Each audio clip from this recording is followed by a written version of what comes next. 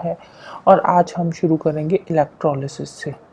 Electrolysis में सबसे पहली टर्म आती है इलेक्ट्रोलाइट्स। इलेक्ट्रोलाइट्स क्या होते हैं? इलेक्ट्रोलाइट्स वो सब्सटेंस होते हैं जब वो मोल्टन स्टेट में होते हैं तो उनमें से इलेक्ट्रिसिटी पास होती है। जब मोल्टन स्टेट में उनमें से इलेक्ट्रिसिटी पास होती है तो फिर आगे उनकी केमिकल डिकम्पोजिशन होती है, तो उनको बोलते हैं, उन सब्सटेंसेस को बोलते हैं इलेक्ट्रोलाइट्स, जैसे कि एसिड्स हो गए, बेसिस हो गए, सॉल्ट्स हो गए। फिर एक आते हैं स्ट्रॉन्ग इलेक्ट्रोलाइट्स। स्ट्रॉन्ग इलेक्ट्रोलाइट्स वो इलेक्ट्रोलाइट्स होते हैं जब उनमें से इलेक्ट्रिसिटी पास होती है ना तो वो कंप्लीटली डिसोसिएट हो जाते हैं आयंस में, मतलब कि वो सारे के सारे जितने भी इलेक्ट्रोलाइट्स हैं उनके आयंस बन जाते हैं, वो आयंस में कंप्लीटली डिसोसिएट हो जाते हैं, उनको बोलते हैं strong electrolytes. For example sodium chloride हो गया, पोटाशियम क्लोराइड हो गया, हाइड्रोक्लोराइड हो गया, सोडियम हाइड्रोक्साइड हो गया। फिर आते हैं वीक इलेक्ट्रोलाइट्स। वीक इलेक्ट्रोलाइट्स वो इलेक्ट्रोलाइट्स होते हैं जो सोल्यूशन में कंप्लीटली आयोनाइज नहीं होते, उनको बोलते हैं वीक इलेक्ट्रोलाइट्स। जो स्ट्रॉन्ग इलेक्ट्रोलाइट्स थे वो सोल्यूशन में कंप्लीटली आयंस में डिसोसिएट हो गए थे, but weak electrolytes completely ionise नहीं होते। फॉर एग्जाम्पल एसिटिक एसिड हो गया, कार्बोनिक एसिड हो गया, जिंक क्लोराइड हो गया, अमोनियम हाइड्रोक्साइड हो गया, ये क्या है? ये वीक इलेक्ट्रोलाइट्स है।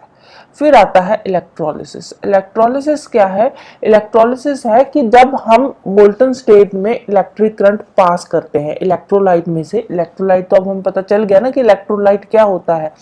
जब हम मोल्टन स्टेट में इलेक्ट्रोलाइट में से इलेक्ट्रिक करंट पास करते हैं तो इलेक्ट्रोलाइट की केमिकल डिकम्पोजिशन होती है, जिसको बोलते हैं इलेक्ट्रोलिसिस। ये वाला जो सारा प्रोसेस है ना, इस प्रोसेस को बोलते हैं इलेक्ट्रोलिसिस। ठीक है, इलेक्ट्रोलिसिस के प्रोसेस में हम क्या करते हैं?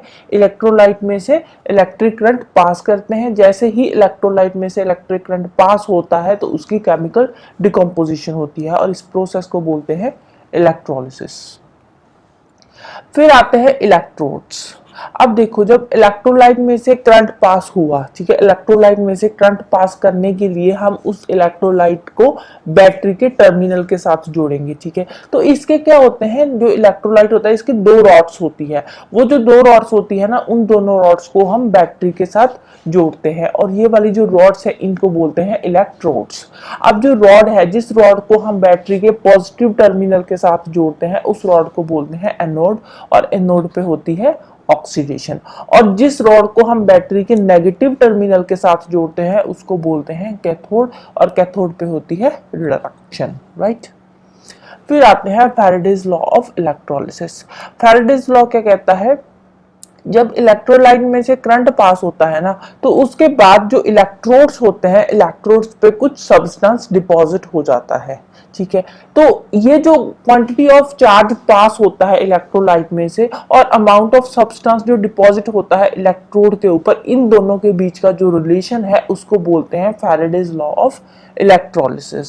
अब इसके दो लॉज आते हैं। फर्स्ट लॉ क्या कहता है? फर्स्ट लॉ कहता है कि जो अमाउंट ऑफ सब्सटेंस डिपॉजिट होता है ना इलेक्ट्रोड के ऊपर, इलेक्ट्रोड के ऊपर जो अमाउंट ऑफ सब्सटेंस डिपॉजिट होता है ना वो क्वांटिटी ऑफ चार्ज पास के डायरेक्टली प्रोपोर्शनल होता है। मतलब कि अगर चार्ज ज्यादा पास होगा तो अमाउंट ऑफ सब्सटेंस ज्यादा डिपॉजिट होगा, अगर चार्ज कम पास होगा तो amount of substance come deposit होगा। ये दोनों डायरेक्टली प्रोपोर्शनल है। फिर आता है Faraday's second law of electrolysis. Second law क्या कहता है? सेकंड लॉ कहता है कि जब हम सॉल्यूशन में से जो करंट पास करते हैं तो उसमें दो अलग अलग इलेक्ट्रोलाइट्स होते हैं, और जो दो अलग अलग इलेक्ट्रोलाइट्स सीरीज में कनेक्टेड होते हैं ना, जो इलेक्ट्रोलाइट्स होते हैं एक तो सीरीज में कनेक्टेड होते हैं, एक पैरेलल कनेक्टेड होते हैं। अब यहाँ पे सीरीज की बात हो रही है। जब हम चार्ज पास करते हैं तो उस टाइम पे जो दो इलेक्ट्रोलाइट्स सीरीज में कनेक्टेड है तो उनके ऊपर जो सब्सटेंस डिपॉजिट होगा ना, उनके इलेक्ट्रोड्स के ऊपर जो सब्सटेंस डिपॉजिट होगा वो डायरेक्टली प्रोपोर्शनल होगा उसके केमिकल इक्विवेलेंट के। ये कहता है फैराडेज सेकंड लॉ। ठीक है, दो अलग अलग इलेक्ट्रोड्स जो कि सीरीज में कनेक्टेड है, उसके ऊपर जो सब्सटेंस डिपॉजिट होगा इलेक्ट्रोड्स के ऊपर, उसके इलेक्ट्रोड्स के ऊपर जो सब्सटेंस डिपॉजिट होगा वो डायरेक्टली प्रोपोर्शनल होगा केमिकल इक्विवेलेंट के। फिर आती है कंडक्टेंस। कंडक्टेंस क्या होती है? कंडक्टेंस होती है कि इलेक्ट्रोलाइट में से जो करंट फ्लो हो रहा है वो किस ईज से फ्लो हो रहा है, कितना इजीली फ्लो हो रहा है इलेक्ट्रोलाइट में से करंट, तो उसको बोलते हैं कंडक्टेंस। कंडक्टेंस हमेशा रेजिस्टेंस के रेसिप्रोकल होती है, रेजिस्टेंस के उल्टी होती है। रेजिस्टेंस की यूनिट क्या है? रेजिस्टेंस की यूनिट है ओम। रेजिस्टेंस की यूनिट ओम है तो इट मींस कंडक्टेंस की यूनिट क्या होगा? ओम इनवर्स, और सीमेंस भी इसको बोल देते हैं। फिर आती है स्पेसिफिक कंडक्टेंस। स्पेसिफिक कंडक्टेंस क्या है? सेल के अंदर जो इलेक्ट्रोलाइट्स होते हैं, ठीक है, सेल के अंदर जो इलेक्ट्रोलाइट्स है, इलेक्ट्रोलाइट्स के दो इलेक्ट्रोड्स होंगे, ठीक है, ये तो अब हम कर ही चुके हैं ना, इलेक्ट्रोलाइट्स क्या है, इलेक्ट्रोड्स क्या है। सेल के अंदर जो इलेक्ट्रोलाइट्स है उनके जो इलेक्ट्रोड्स होंगे, उन इलेक्ट्रोड्स के बीच का जो क्रॉस सेक्शन एरिया है, उस क्रॉस सेक्शन एरिया के बीच का जो डिस्टेंस होता है वो होता है 1 सेंटीमीटर का, और इसी को बोलते हैं स्पेसिफिक कंडक्टेंस। स्पेसिफिक कंडक्टेंस के यूनिट्स होते हैं ओम इनवर्स, सेंटीमीटर इनवर्स, और ओम इनवर्स मीटर इनवर्स भी होते हैं और सीमेन मीटर इनवर्स भी होते हैं। फिर आती है इक्विवेलेंट कंडक्टेंस, ठीक है। इक्विवेलेंट कंडक्टेंस का जो सिंबल है वो ऐसा है, ए नहीं आएगा, ये वाला सिंबल है इक्विवेलेंट कंडक्टेंस का। तो इक्विवेलेंट कंडक्टेंस क्या है? इक्विवेलेंट कंडक्टेंस है कि जब 1 ग्राम के इक्विवेलेंट इलेक्ट्रोलाइट सॉल्यूशन में 1 ग्राम के इक्विवेलेंट इलेक्ट्रोलाइट जो आयंस प्रोड्यूस करता है, जितने भी आयंस प्रोड्यूस करता है उसकी जो कंडक्टेंस होती है उसको बोलते हैं इक्विवेलेंट कंडक्टेंस। इक्विवेलेंट कंडक्टेंस के यूनिट्स है ओम इनवर्स, सेंटीमीटर स्क्वायर और सीमेन सेंटीमीटर स्क्वायर। फिर लास्ट टॉपिक आता है क्रोजन। क्रोजन क्या होता है? अब जो हवा है, हवा में क्या होती है? बहुत सारी गैसेस होती है, वाटर वेपर्स होते हैं। अब जो गैसेस और वाटर वेपर्स मेटल के कांटेक्ट में आते हैं तो वो क्या करते हैं? मेटल के साथ मिलकर कुछ केमिकल कंपाउंड्स बनाते हैं। तो उसके बाद जो केमिकल कंपाउंड्स बनते हैं वो धीरे धीरे मेटल को खत्म करना शुरू कर देते हैं। ये वाला जो प्रोसेस है इसको बोलते हैं क्रोजन।